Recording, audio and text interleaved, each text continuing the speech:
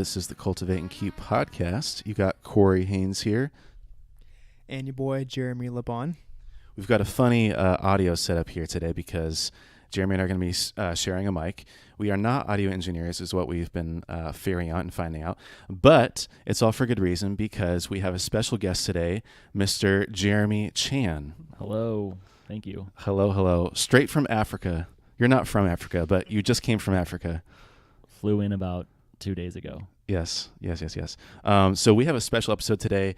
We want to bring amazing, cool guys that can be role models for other men in society and around the world. And so Jeremy has a really cool story, and we're going to get into that. But just want to give you guys the format for today. So basically, it's just going to be a conversation. We want to get to know Jeremy, his testimony, how and why he went to Africa and why he's back here now, how we had the privilege of talking to him today. Jeremy, do you have anything to add? Okay, cool. So let's just jump right into it. So before we get into Africa, everything like that, I want to start. I actually don't know your testimony very much. I want to go like all the way back even to like before you were born. Start us in the womb. Yeah. Well, first of all, who are you? You're Jeremy Chan. Okay, yeah. Start us off there. Yeah. Thanks, Corey, for the introduction. Yes. And glad to have you here. Yeah, that was good. My name is Jeremy Chan, born and raised in Los Angeles. Okay. Spent some time up in Mammoth Lakes, which is in the Eastern Sierras, and then got married and moved down to San Diego, and that's kind of the beginning of the end. That's the beginning of the end. Yeah. So that was like a super abbreviated version, but tell me about your family, your upbringing. I mean, do you have siblings, your school? I mean, tell me everything. Yeah. I'll do the best I can. So I grew up in a family of 5, 1 older brother, 1 younger sister in suburban LA. San Fernando Valley, 818. West side. And so I grew up there, went to a private Christian school my whole life, from preschool through high school. But my parents are not Christians. They were under the impression that, a private school curriculum is a little bit better, a little more valuable than a public school education. Yeah. So they put us in a private academically. school. But naturally, with a private school, we took religion class every day, chapel every week, things like that. And even to get into the school, we had to get a signed confirmation letter from our church pastor. So the only reason why we started going to church was to just get the recommendation letter signed. Wow. Yeah. But because of that, I was just naturally exposed to God and Jesus and, all the Christian jargon that we know of. And, but I never personally took it super serious or anything like that. I never went to youth group. I never went to camps or anything. Yeah. And my parents never really, again, they're not Christians. My mom is a Southeast Asian Buddhist, not Taoist, but I guess there's a difference between Buddhism and Taoism. But okay. Anyway, well, is there like a super abbreviated version? Like what when you say that she's a Buddhist? Like is she? I mean, like what is she? Yeah. So we always had like a shrine in the house that she prayed to in the morning and gave burned incense and gave offerings and stuff like that. And then my dad is a little bit of an enigma because he grew up going to a Catholic primary and secondary school, and it just kind of turned him off to the whole idea of religion. But then there were times where he was praying to the Buddha or something, to the shrine, not the real actual Buddha. Okay. So it was always kind of it was just always in the house. It wasn't weird or anything necessarily, because it wasn't one day they woke up and said, we're going to put a shrine of a golden It was just Buddha always in the there. house. Yeah. And was this when you were a little kid, or when you were in high school? This was my whole life. Okay, your whole life. Yeah, my whole life from when I was born until when I moved out of the house. So in high school, in elementary school, it was like that. And then God's working in the background, because I'm going to this private school from preschool all the way through high school, and I'm getting exposed to all this stuff. The same exact school? The same one? Yeah. So, I mean, it was different. The preschool, right. It's different elementary school and stuff like that. Yeah. But it's the same program, the same organization does the same K through 12? No, the same school was,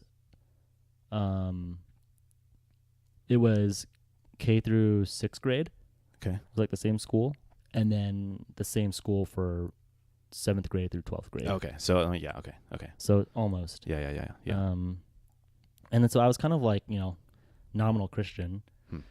And when people ask me the question of when did you accept Jesus as your savior, I do remember one time driving in the car with my parents. And I remember even like where we were, because there's a 7-Eleven on the corner of Devonshire and Balboa. We're at a stoplight. 818, throw it up.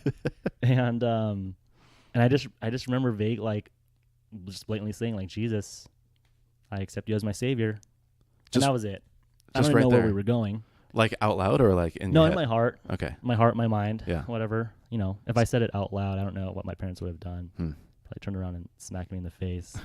I'm like, what are you saying? Interesting. Yeah. How old were you? I am 32.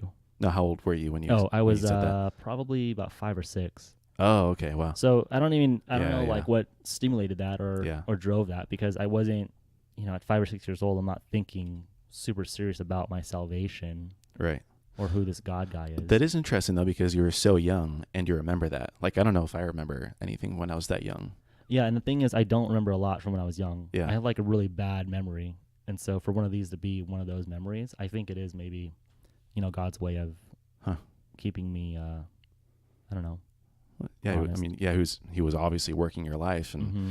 okay, so you were 6 years old. You say that you accept Christ, but then sort of going forward, you were like more of like a nominal Christian. You were just kind of a Christian by default. Like that's just kind of the environment that you were in, the circumstance. I'm assuming your friends were probably Christian. But what was there a time where it just sort of like there was a decision, or maybe there was like a turning point where you're like, actually, I'm going to really take this serious. am going to live as a Christian. Yes, there were a couple of episodes in my life where that happened. The first one was in high school when I was a junior, and it was because of a girl. Interesting. Typically, always. Yeah. Stupid boys. That's actually happened recently too, with my wife, not another girl. Right. Anyway, back to the story. So I dated this girl who was like very into going to church and whatnot, and so that just motivated me and encouraged me to be more serious. And then that was my junior year, and I knew after high school I wasn't going to be going to a private Christian college, so I knew I had to be more intentional with everything. Like I wasn't going to have religion class every day. I wasn't going to have chapel every week, and so I knew if I let myself go, the world would just suck me in. So I started going to a college group ministry at my local church, and didn't get plugged in there really, but became friends with a lot of people there and became more involved, and that kind of just fizzled out over the next couple of years for various reasons. Yeah, just various reasons, and then, but it was still like a point where I think God really got a hold of me pretty strongly, and he still had kind of like that stronghold in your life, or like that. He still had like a place in your heart, right? Even though maybe you weren't like living, or maybe there was sort of like some sort of kind of fallout, it was still like there was something there, right? Yeah, he definitely planted like a huge seed in that season of my life, because after that, I'm trying to think now, it kind of just left my mind. But after that, I realized again, I just needed to take my life a little more, not that I was like doing anything wrong or bad, but I just needed to take my salvation a little more seriously, my relationship with God a little more seriously. So going to this college group and then going off to college and doing all these things, following this typical path of, high school, college, career, etc. Yeah. And this kind of goes into like now more of my story, but when I finished college, or when I was in college, action sports was a huge booming industry. It's like skateboarding, surfing, snowboarding, and all of that, which is what I love to do. Like snowboarding and surfing are just like, it's hard living in Kenya because I can't do those things. And that's why I spent all day at the beach yesterday after we got back. But so I'm doing all these things, and working for companies like X Games and Red Bull while I'm going to school and stuff like that. And it's like I had this opportunity to grow my career in this industry, which is a very worldly industry. Yeah. My probably next to like entertainment and Hollywood, it's pretty dark, So I had this opportunity to grow in these industries and in this company, and then, but at the same time, I had started volunteering for this nonprofit youth camp in Mammoth Lakes, which is like a huge snowboarding mecca. That is where we met him, huh? Yeah. What? I said that's where we met you. I'm pretty sure. In Mammoth? At Foothills. Yeah. Oh, at the leader retreat? Yeah, we had like a leadership retreat. No, I actually wasn't there at that one. I swear you were there. No, but I was the reason. Well, You I came was, up. No, you came up. I feel like you came up. No, because you know why? Really? Rihanna was there. Yeah, I remember you. I wasn't there. I was in. I think I was in China, working an event. Sounds about right. Yeah. So, wait a minute. I'm not Chinese, for the record, for all you listeners. No, my mom is from Thailand and my dad's from Malaysia. Really? Yeah, So you're I'm pretty exotic. I'm Asian, American. just Asian. Okay, just Asian. I'm Is that what Yankee. you preferred? Like what? We don't see any color here. We don't see any race. Okay. Anyways, you're working in action sports. So okay, yeah, I kind of jumped around a Career, little bit. yeah. So after high school, I went to college, and then I didn't know what I was going to study, so I picked like the easiest major, which is everybody's fallback major, which is psychology. So I thought, Shout out to no all the offense to psychology anybody majors. who's a psychology major Or business, like or me. business. Yeah, the most business majors generic, here. the most generic field of study you can pick Yeah, in any college. I know. No offense to anybody. Like, I mean, it's a lot of work going to college, whatever. College, whatever. Yeah. College or whatever. And yeah, but then, I picked up a second major because psychology. And after that, I didn't really know what I was going to do after college. Like, I didn't think I was going to open up my own psych clinic or anything like that. I wasn't going to go into the psychology field or sociology field. So I didn't really know what I wanted to do. And then I think it was the last year I was in college, I did a part-time job for X Games for the summertime, which was almost like a real choice job because again, it's like my passion and my desires at the time. Yeah, yeah. And as I was working there, I heard about a graduate program in sport management, which at the time was a fairly new field. So I thought, dude, this is cool. Like if I can get an education in like this industry that I'm stoked on, then maybe I can get a really rad job and so on and so forth. So when that part-time job ended, I enrolled in this program at Long Beach State and did this like accelerated master's program for sport management. Wow. Which was like a really foundational program. Didn't really go super in depth like an MBA or anything like that. Right. And as I was going to grad school, I was working at Red Bull concurrently. So just working in like customer support stuff, but getting a lot of exposure to the entire company, all the different business groups and things like that. So I could see, what area that was like interesting to me, like that I want to get into culture marketing, that I want to get into athlete marketing, whatever, sales, getting a lot of exposure to it all.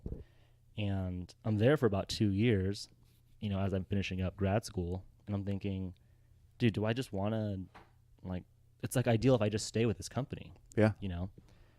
And I didn't know if I was going to grow or not because, again, I didn't know like what my future was going to be after that. And I was working fairly part-time, like a full load part-time while I was going to school. Yeah, yeah. And when I finished, before I finished school, I also started volunteering at that youth camp I mentioned earlier. That's right.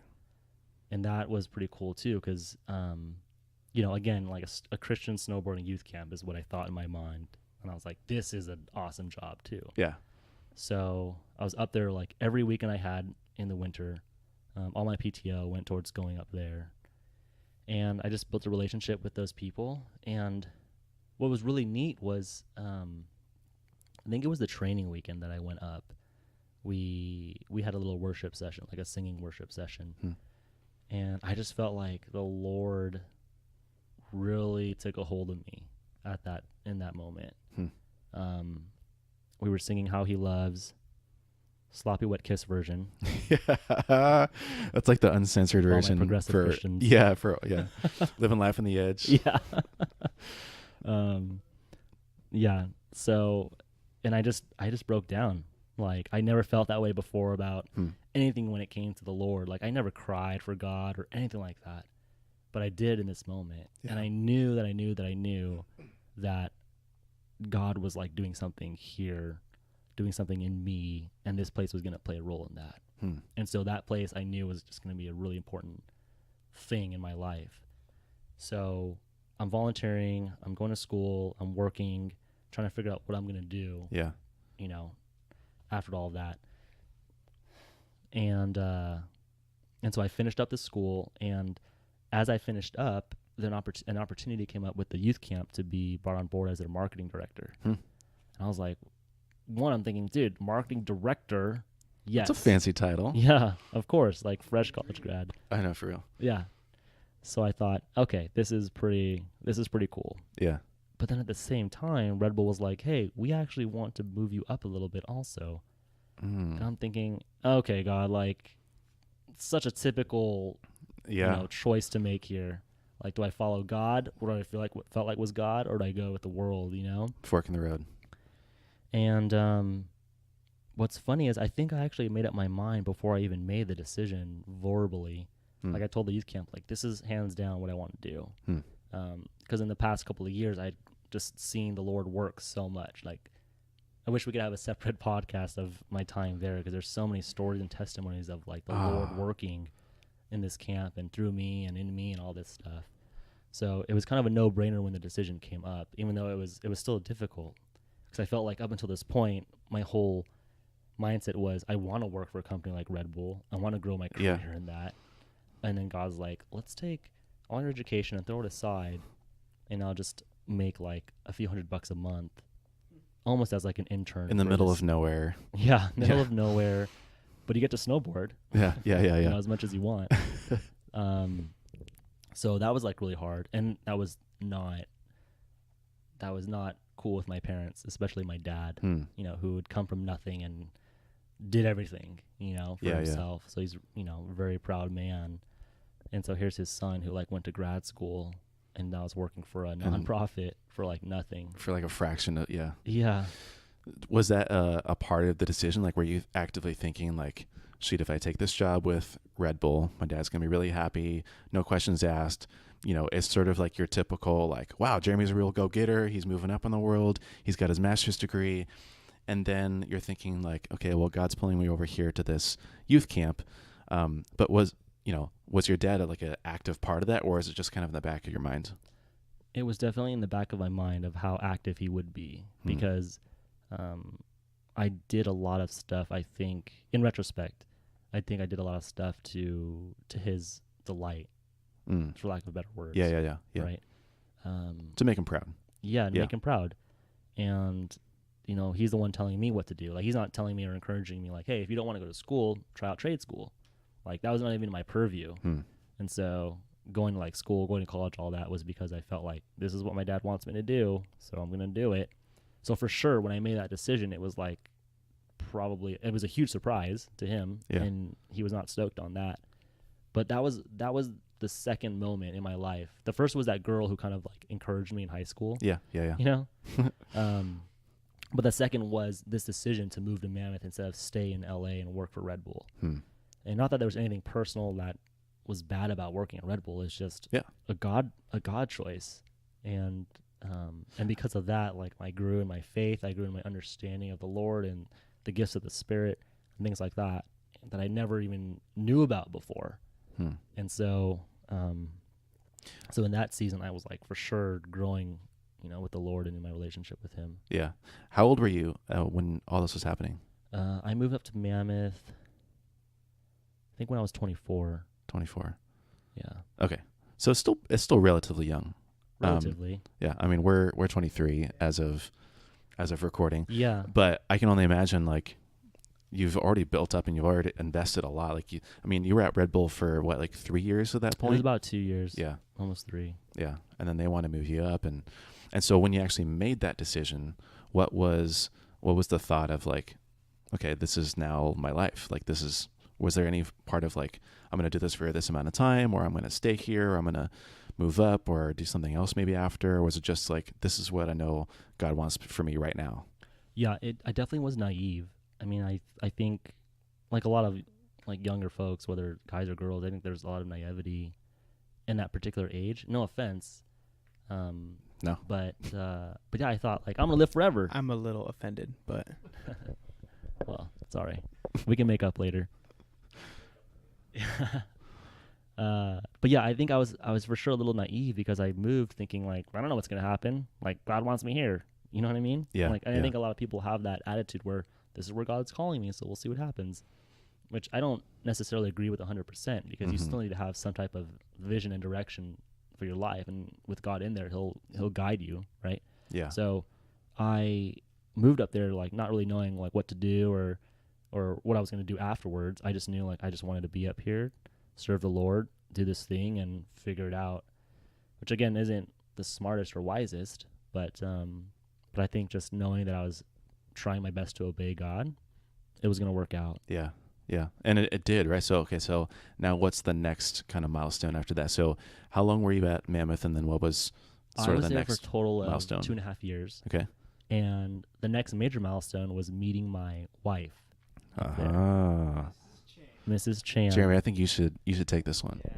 Put me in the game, coach. Okay, I got the mic now. So tell us about it. Yeah. Okay. So, and again, this is like how God works, right? Like if I chose to stay in LA and work for Red Bull, I never would have met Rihanna. That's crazy. So it's wild.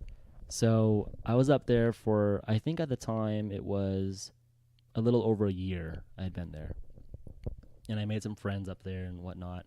And Rihanna and her friend had come up because Rihanna was about to go on a 6-month foreign mission trip to Nigeria. She had done one in Romania prior. That's why I got it mixed up. But she came up to visit a friend named David, whom I had become friends with. And he actually was in my wedding. But so unbeknownst to each other, like Rihanna and I, we had this mutual friend up here. So she came up to visit him to say goodbye before she left for Nigeria. And I met her at the church, the local church I was going to. Funny enough, I didn't really care to talk to her. Not that I didn't not that I wasn't attracted to her or anything, but I was thinking business, and her friend was an assistant or was a youth pastor's assistant at a church here in San Diego. And so I'm thinking, I need to talk to you and figure out how you can get the youth group to this camp. So I just, was cordial to Rihanna, but I was like, okay, your friend, what's your story?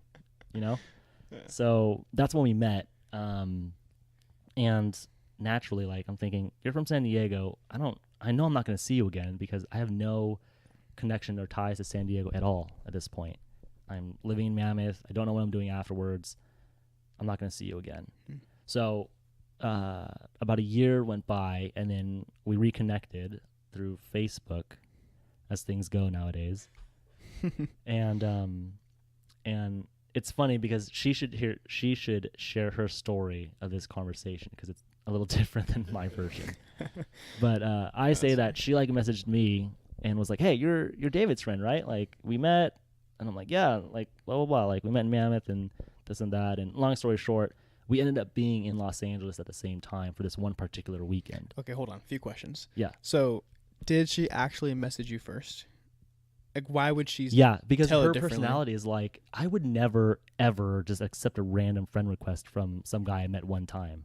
Again, I'm pretty sure this was the God throwing me a bone here. So yeah, she messaged me first. Is my That's your interpretation. my recollection. Okay, but we don't actually know the truth. The truth is she did message me Okay. because I was. But the thing was, I'll text her. I have her number. I'll ask her. Yeah, go ahead. No, I think it's because she says it's because she noticed me liking all these pictures or something or statuses of her. There we go. Always a good strategy. I guess so. I did send the friend request first to her. Okay. Yeah. Next question. You said you happened to be in LA. So is that orchestrated? It just let's No, be I real. didn't know she was in LA or that she was going to be. I was there for some work or something like that I had to do for the camp. And again, I lived in LA, so kind of like a family visit and stuff like that. So one of those things to where you're in LA, make a Facebook post, she sees it oh, Mr. Chan, let me come see. How did that all? That's really close. So she messaged me and was like, "Hey," basically I think it was why are you creeping on me? was probably like her, her underlying motivation to ask me and figure out who I was. But me being me, I was like, hey, I'm in LA, you're in LA, like let's try to hang out. Like that's how I always was, whether it's a guy or with guys or girls. I was always like, dude, let's just hang out. So to me, it was never like, and this is like a boundary thing, right? Like we could have another conversation about it. But I didn't have like the strongest boundaries when it came to like social engagement with girls. So I was like, hey, let's hang out, like if you're available. And so we made plans to get lunch after church on Sunday, and that's kind of when like it really kicked off. Mm-hmm. And Was it love at first sight? it's funny you say that, because when she walked into the restaurant, I forgot she told me that she had a twin sister. So when the twin walks in and she walks in, I'm like, oh shoot, which one is so it? Funny. I didn't know for like the first, I don't know, 2 minutes until they started talking. Okay, hold on. Do you watch The Office? Yes, I do. Okay. Do you remember the episode where like Michael gets kind of like a little bit drunk and he has a bunch of people come to the office, and then there's these two Asian girls and he can't remember which one he's like trying to hit on, so he marks her with a marker. No, I don't remember that one. Okay. That sounds I hilarious. mean, was there any way that you like had to like distinguish between one or the other, or was it just it like click? it was her voice, I think, or it might have even been until I waited for her to introduce her sister. Okay, so then you're like, okay, so now this one's Rihanna, this Yeah, one's okay. like based on what she wore and stuff like Yeah, that. yeah. The funny thing is, I hit it off really well with her twin sister and her other younger sister that was also there. Ooh, which one was that? It was Tasha, her twin, and then Natalie. Natalie. Yeah. Because, and this is like me being a little sly, but I was playing the card of, if I can get in with the family, I can get in. There we go. So, So there was already romantic interest. there was something going on. Yeah. I mean, it was like, I want to see where this goes, try to figure out like if this is a thing. And if it worked out, it worked out. If not, then whatever. Because again, I was still living in Mammoth. I wasn't living in LA, and she's living in San Diego. So we went to BJ's in Simi Valley, There or we not go. Simi Valley. Sorry, I don't know, Woodland Hills or something. If you're familiar with the 818. No, 619. Oh, sorry, wrong crowd. But it was cool. We we ate, spent like maybe 45 minutes eating, but we ended up being at the restaurant for like 4 hours, Dang. just talking, chatting, and again, mostly talking to like her sisters, not really her so much. And yeah, and then I guess on the drive home, her sisters were like, dude, that guy is awesome, like you need to reach out to him. Lock it in. Yeah. And again, her personality is like not to do that. Like she's not the type to put herself out there like that. But she ended up texting me, and I was like, hey, I wanted to let you know my sisters wanted me to tell you that they think you're awesome. So here I am telling you. That's awesome. So it was really, really cool and flattering, And then I also thought my plan worked. I got in with the family. I'm in. Cards have been played. So that's kinda, yeah.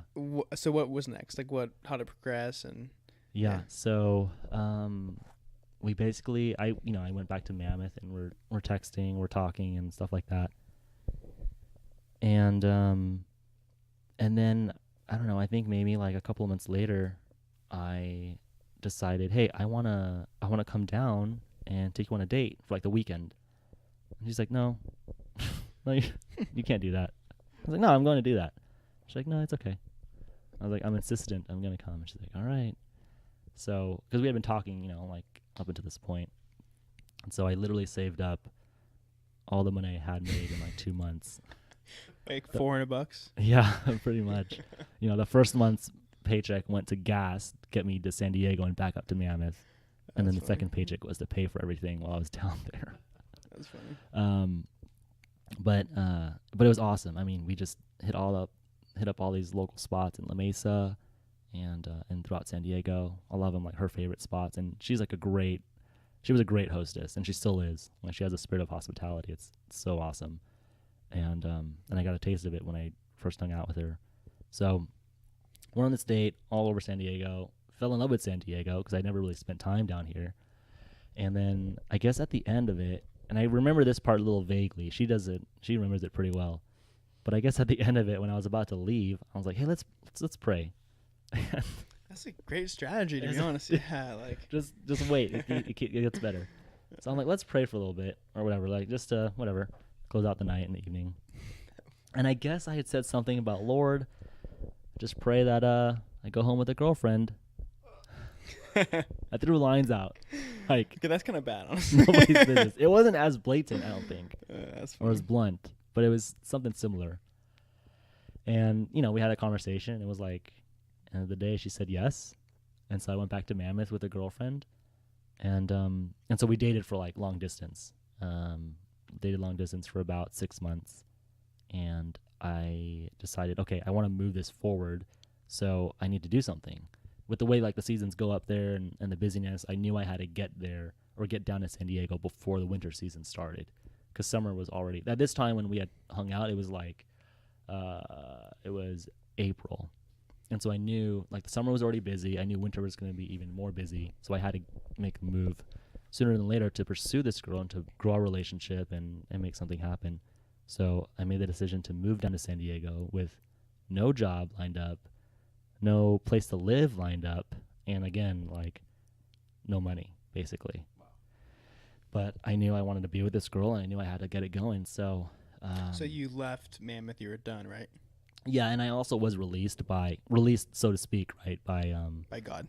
By what? By God. By God, yeah. And, I mean, essentially, Yeah, the people that I was working with, they were like my spiritual parents, and they were like, yeah, you totally have our blessing to go. We feel like now's a good season, now's a good time. So I did it, and when I first came, I lived in an RV on my old boss's like sister's property, and driving a car that like ate up too much gas, and I'm driving all far. And anyway, but again, God worked it out and made a way, made it happen, and it was the day before our 1-year anniversary. I proposed at Cabrillo National Monument. And then 6 months later, we got married. So we're fast. So looking back at it, like, do you think moving back without a job, without a place to live, like, do you think, wow, I was dumb? Like, would you advise someone you're mentoring now to do that? Like, what are your overall like thoughts about that? I know it worked out. Like, yeah, it worked out, and it's hard to answer that because, the dad in me wants to be like, that was a dumb thing, don't do that. Mm-hmm. But then it worked out. Like God had his hand in it, and we never really know. It's like hindsight's 20/20, but even then it's like you never really know because you don't know how God's working out. And I'm not saying that I like was the most obedient or the most faithful to God in this season, but I guess there's something where he really wanted us together and made it work. So so I don't know, like, it's hard to say. I mean, I think I would for sure encourage someone in that similar position to make sure they have some type of authority figure to submit to and to get counsel from, but instead of just doing it on their own whim. And did you have that or no? I did. Yeah, I mean, it was the my employers at the camp. Again, they were like my spiritual parents, and I'm talking to them throughout the whole thing, the whole process, and so they know what's going on. They know what's in my heart, and they're the ones that helped me get started essentially in San Diego by letting me stay at their sister's house and stuff like that. So, okay. The job thing was different. I mean, I spent it was like a full-time job looking for a job for the first couple of weeks living here, or actually the first couple of months, I think. So it for sure wasn't the wisest decision, but I knew, like, I felt like the Lord was saying, this is who you need to be with. So figure it out. Mm-hmm. So how did you decide, that she was the one? Like, how did you decide you wanted to propose, and like, when was that moment? Oh man, the moment I knew she was the one was, I remember really, really vividly. I was in a restaurant called Alberto's. I might have, or maybe it was a taco shop. It was a taco shop in Mammoth. That's funny. I was sitting with a friend. He said restaurant. Matt Vogel. We're having some enchiladas, and I was sharing with him about Rihanna.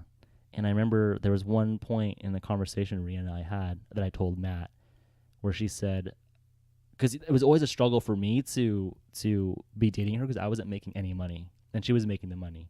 So traditionally, it was like, I'm not doing a good job as a guy. And so her and I had these conversations. I remember one point she said, I don't care. It doesn't matter like what you do, how much you make, or whatever like that. As long as you're obeying the Lord, like, I'm proud of you and I'll be happy with who you are and what you're doing. So I shared that with Matt, and I told Matt at this taco shop over at Enchilada that this is the girl, like, I want to marry. Like, I can't get any better than that. Yeah. Like, a girl who will go with me, follow me, and be with me no matter what, as long as I am doing the same for God. And that was a moment where I knew I wanted to marry her. And that's when I think it became more real to actually move out of Mammoth and pursue my relationship with her. So 6 months later, I mean, everything I did up until that point was, or after that, when I moved, everything I did after I moved was with the purpose of proposing and getting married. So again, I didn't pay like a month's rent so I could buy an engagement ring. Thankfully, I had good roommates that understood where I was coming from. But yeah. That's funny. So fast forward to get married. Like, what were the early days like being married? Was it hard? Was it easy?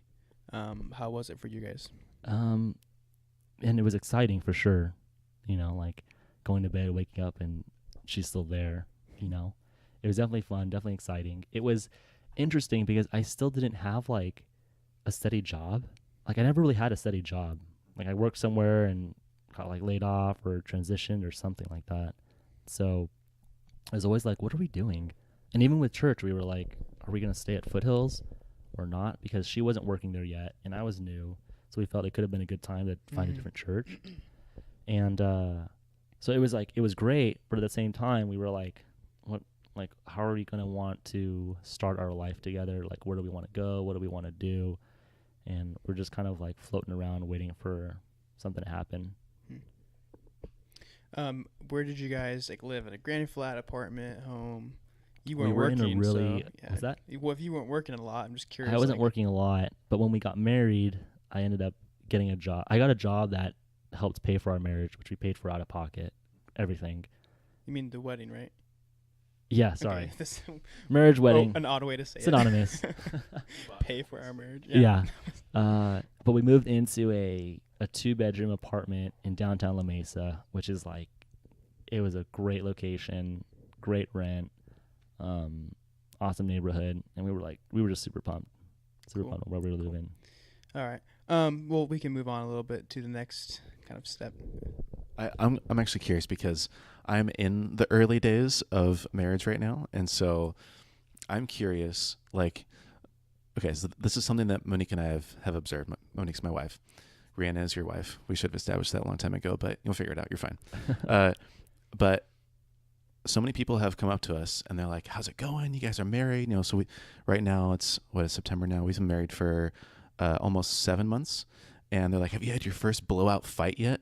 And we're like, "Blowout fight? What?" But I mean, how did you guys get anything like that, or was it like, did any like fights escalate, or I don't know, conflict? Because when you live together, there is like some part of that where you're like, "Get off the toilet," or "Get out of the shower. I need to use it," you know. Or get on the toilet. Yeah, hurry up. Yeah. For sure. I mean, everybody who's married is going to come across that because you have two completely different personalities coming together and trying to become one. And Rihanna and I both have super strong personalities. And so it was, you know, of course the honeymoon phase, even like for dating, is so different. It it clouds everything. Yeah. And the realism comes out, or the realness comes out when you're married and you're actually like, oh, we're living together. It's not just like rainbows and butterflies now. Mm-hmm. So we definitely had our fair share and still do of arguments, disagreements. Yeah. And I spent a lot of time going for walks because she would kick me out in the nicest way, right? Like, you can't be here because I'm so mad at you right now. Yeah. And I'm like, all right, I'll just go for a walk, I guess. Or I'll go for a walk because I can't. I'm too mad or too angry to figure this out. So, yeah, for sure. Okay, cool. Let's talk about Shiloh. I'm actually, this is like a little bit more than Africa. I'm actually super curious about your guys' decision to have kids and like the timing of it and just like becoming a dad. But like, I mean, did you guys have a point where like, we're going to wait a year or two before we have kids, or what was that like? I think, well, Shiloh is my daughter, for those of you listening. Yes. She's like the And cutest baby in the entire world. Just FYI. Good job. it's pretty true. No bias aside. Yeah. Um, Just looking very, yeah. apparently Corey really likes Shiloh. No. I'm just saying. Which is fine. Well done. Thank you. You guys made very cute kids. Thank you. She is great. Ball of energy. But to answer your question, I think Rihanna's always wanted kids. I mean, grew up in a big family, always wanted kids. I grew up in a semi-big family, but never really thought seriously about kids. And I think after about a year of being married, we thought, okay, we want to grow our marriage, we want to grow our family, and obviously the way to do that is to have kids, or adopt or something or other. But then what's funny is I didn't realize like it actually doesn't just happen right away. Yeah. Like I thought, you see like, oh, they have sex once and they're pregnant. And that's it. That wasn't really the case for us. Yeah. It actually was really hard for us to get pregnant. And we actually had a miscarriage with our first our first pregnancy, which is really, really hard. Yeah. But it was also, again, God working out for our good, because it took us to a level a lot quicker and a lot sooner than if it happened later on or something more tragic happened on later in our marriage, right? So within like the first year that happened. Yeah. First couple of years. So, but then, God redeemed the situation and we got pregnant with Shiloh just about a year later or so. Yeah, because that happened in... Actually, I don't remember exactly when it happened. So you guys were married for a year and then year. decided, okay, we want to start having kids, a miscarriage, and then maybe like a year Few after. months. Yeah, because I think it was springtime when the miscarriage happened, and then she got pregnant in the winter time. So, and then we had Shiloh that September, or the following September. Yeah. Okay. So Shiloh is birthed. What is going through your brain?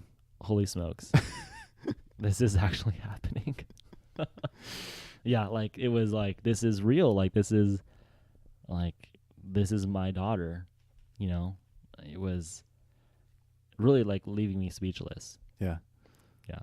It was just like, oh my gosh, this is real. Like I really gotta if I haven't already, I really gotta get my act together. Yeah. Finally. Yeah.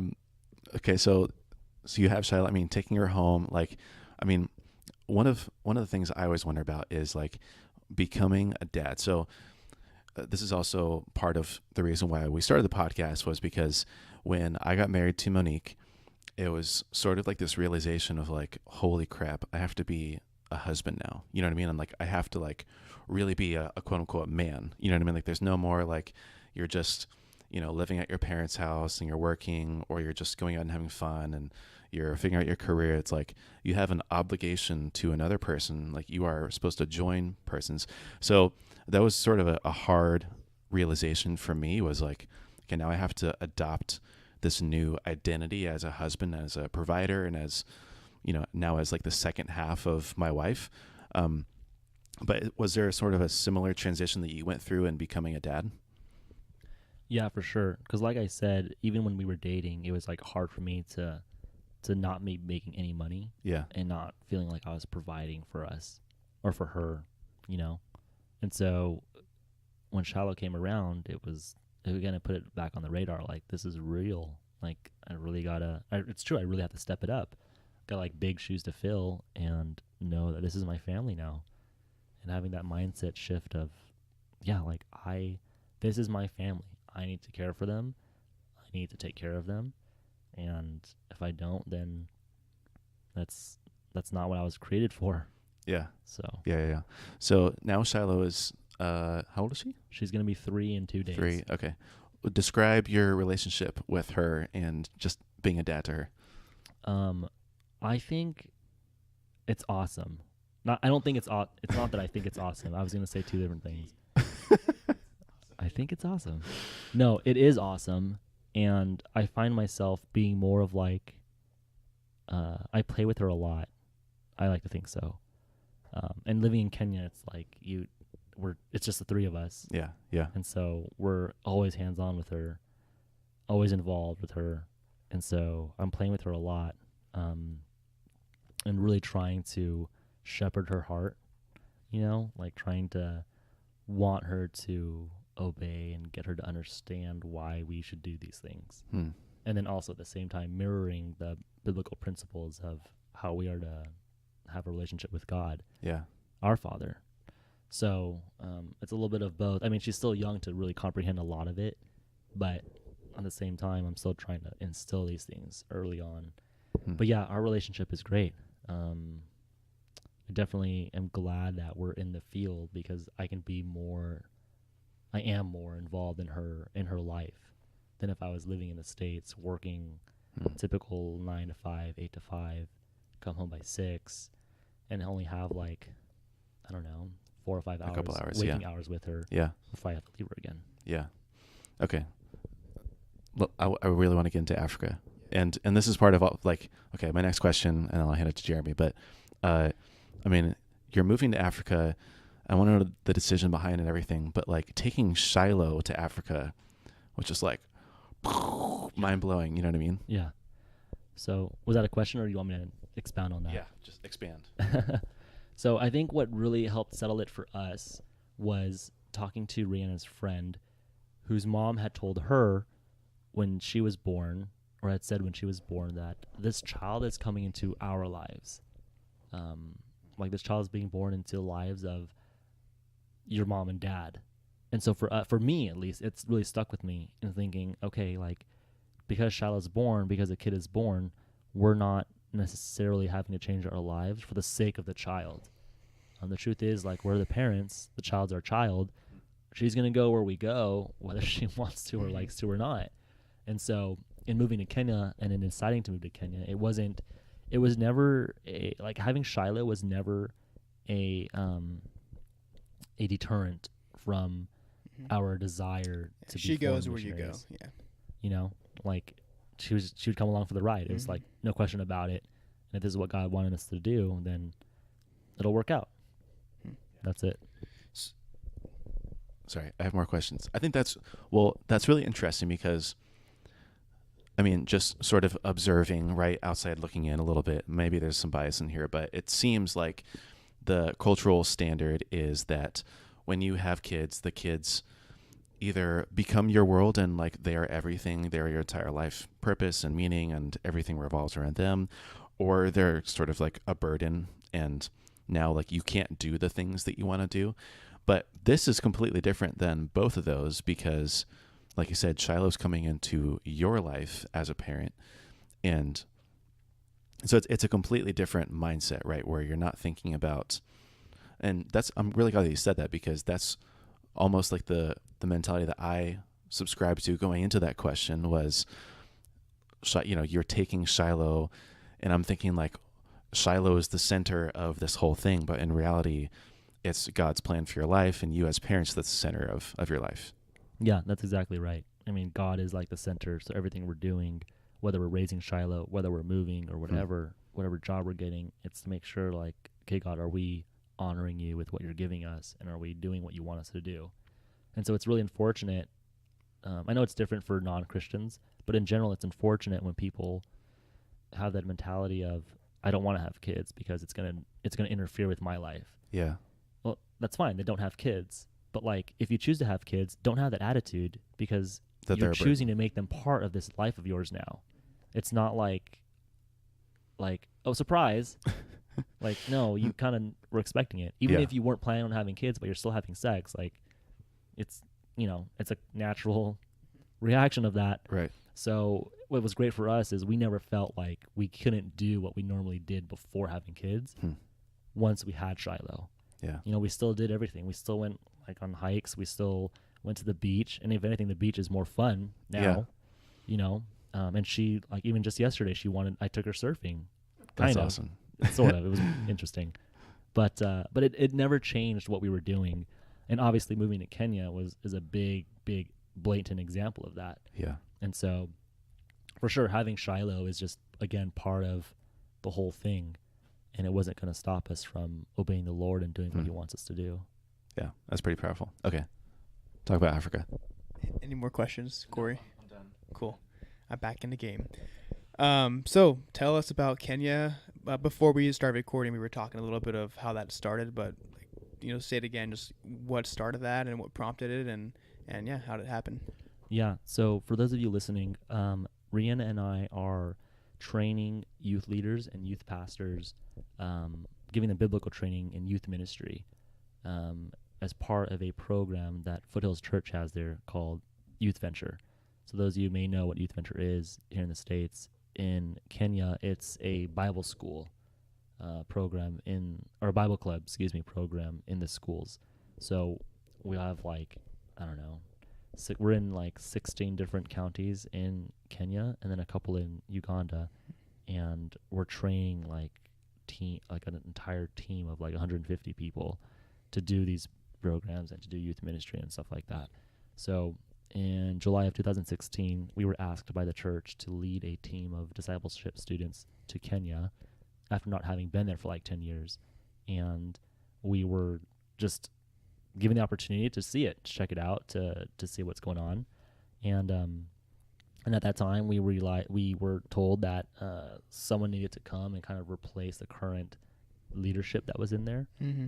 And so Rhea and I had always talked about wanting to do foreign missions work. And so when this conversation came up, we looked at each other and said, "Oh, it's a possibility. We'll table it, save it for later and come back to it when we feel like God's calling us to do it." So that's kind of what started it. And then in December, we reconnected with that leader who came out to San Diego, and he pressed the more urgent need for someone to come sooner than later. And so Rhea and I were like, "Oh, well, maybe this is God. We don't know." So we took the next couple of months praying about it, seeking counsel. And that was December. And in February, the very beginning of February, we made the decision to do it. Wow, crazy. So once you guys, first of all, in February you decided. So once you decided, when did you actually get on a plane and move? That following October. Okay. So the same year we decided.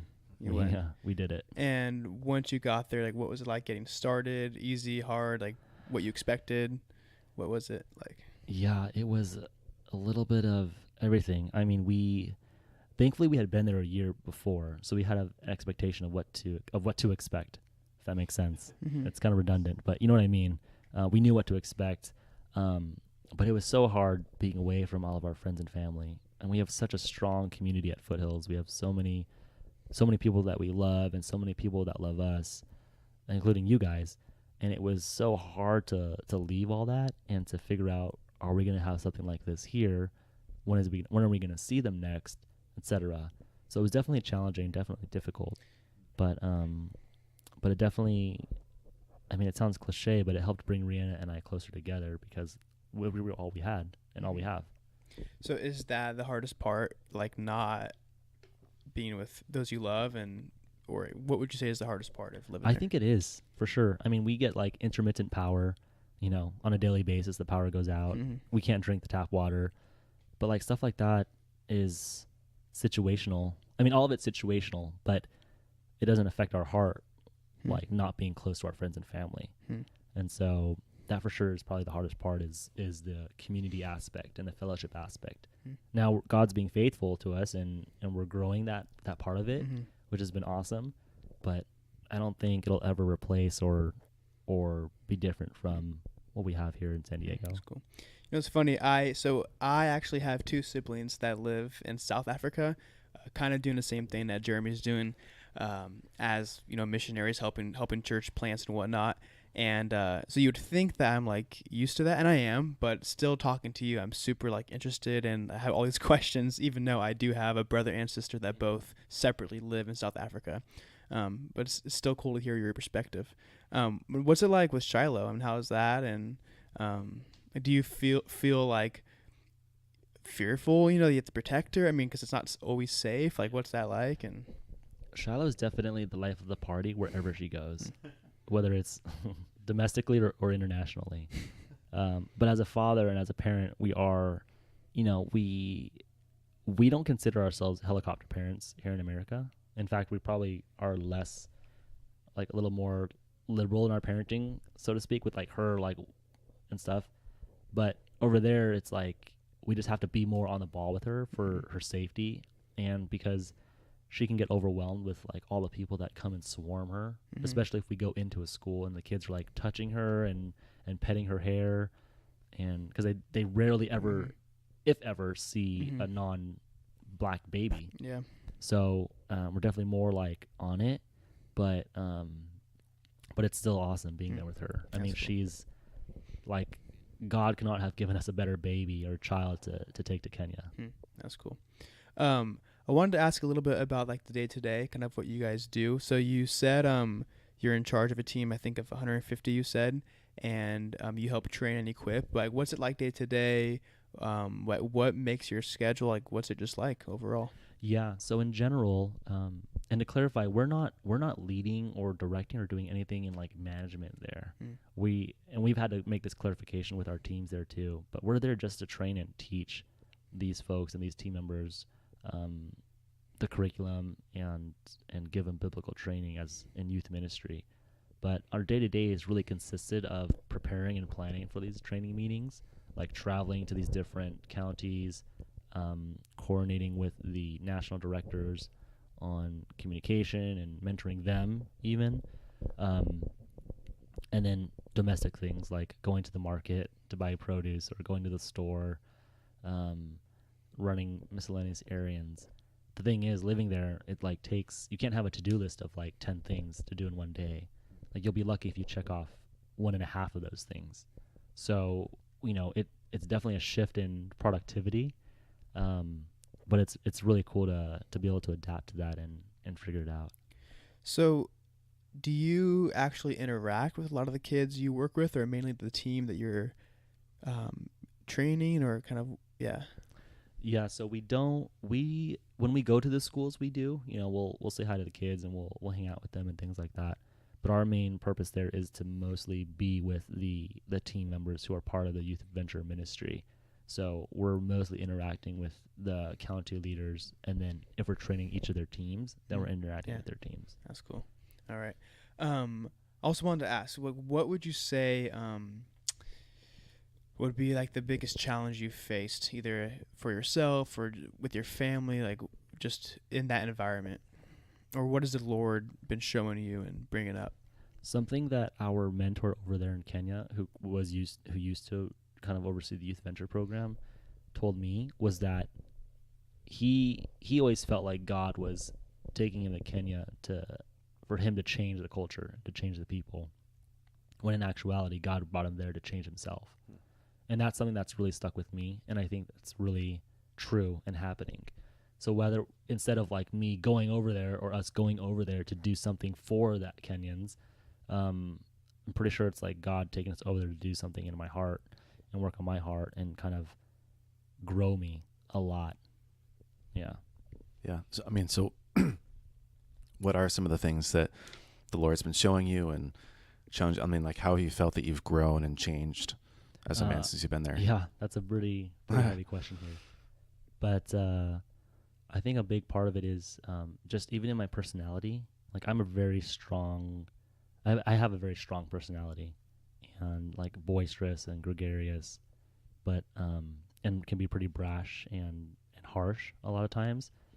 And so the Kenyans are very gentle people, just like super welcoming and soft spoken and things like that, and very kind. And so you can't be that way.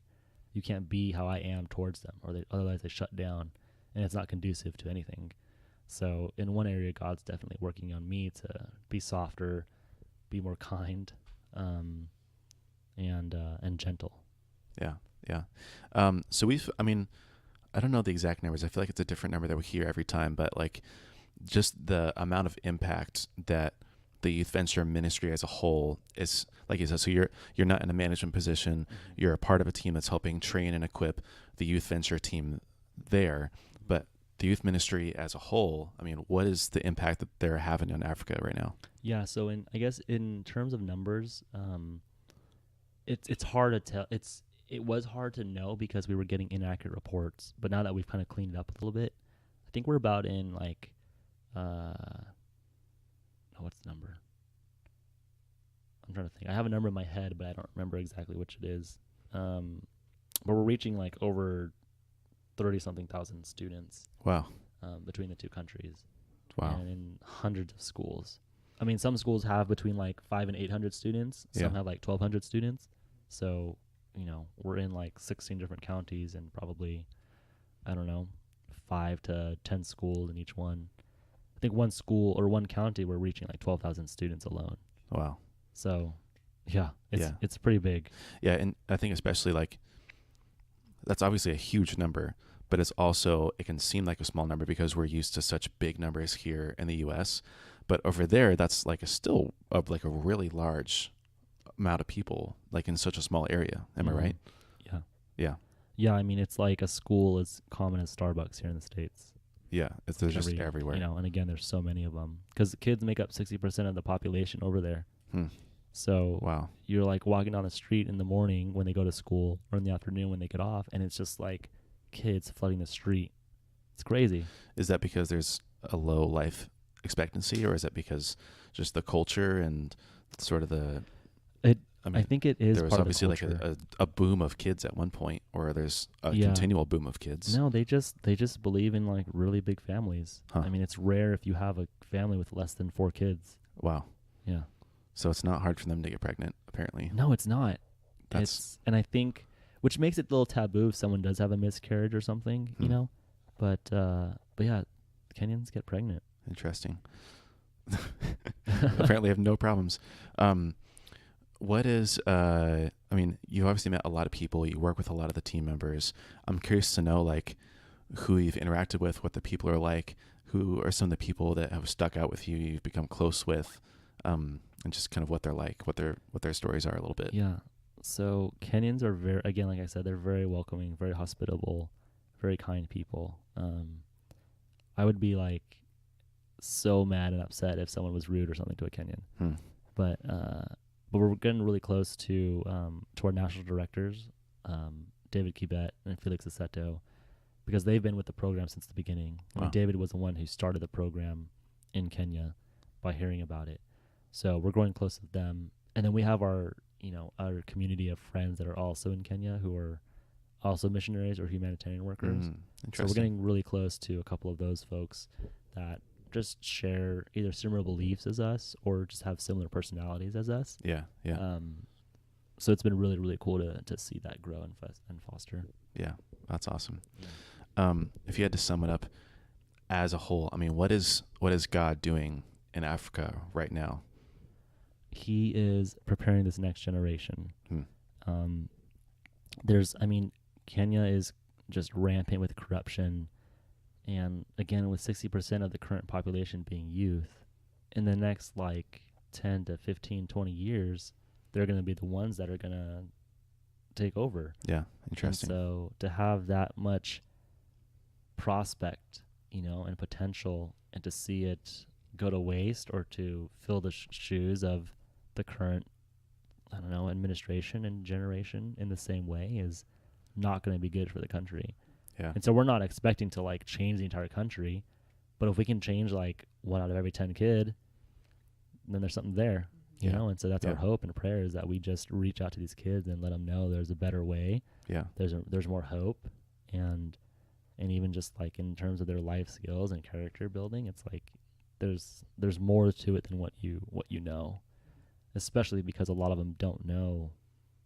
They all say, they're like nominal Christians, but they don't go in depth with the scripture or with the gospel or anything like that. So they need to know really what the Bible says and what God says and what his plans are. Yeah, that's crazy.